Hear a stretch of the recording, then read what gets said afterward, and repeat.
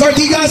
At opisyal na nga nagbukas ang bagong branch ng Bebang Halo-Halo dito lang yan sa SM East Ortigas, Pasig City. Karoon nga sila dito ng palaro at namigay din sila ng 200 cups ng Bebang Halo-Halo. Siyempre hindi ko rin palalagpasin ang chance na to dahil first time ko rin matitikman itong Bebang Halo-Halo. Meron nga ako ditong presidential, matcha wrap, blueberry pistachio, strawberry pistachio, and cookie crumble. Since 2021 pa itong Bebang Halo-Halo at meron na silang 16 branches. Instead of using shave ice nga, Bebang Halo-Halo freezes and shaves milk to create a unique and creamier texture. At yung una kong tinry yung kanilang presidential, totoo nga masasabi ko very creamy and very fine yung kanyang shaved milk. Hindi tinipid sa ingredients. Para sa mga matcha lovers, ito na yung matcha wrap. Di overpowering yung lasa ng matcha kaya the best din to. At dahil berry lover ako, hindi ko palalagpasin tong strawberry pistachio nila. Lasang-lasa ko talaga dito yung milky strawberry niya. Tapos nandun yung texture ng pistachio nuts. Tapos ito namang brother ko na gustuhan niya yung cookie crumble nila. Sulit talaga yung mahabang pila para matikman lang tong Bebang Halo-Halo. Kaya ano pa hinihintay yung mga taga-Pasig? Punta na kayo dito sa SM East Ortigas para tikman ang Bebang Halo-Halo.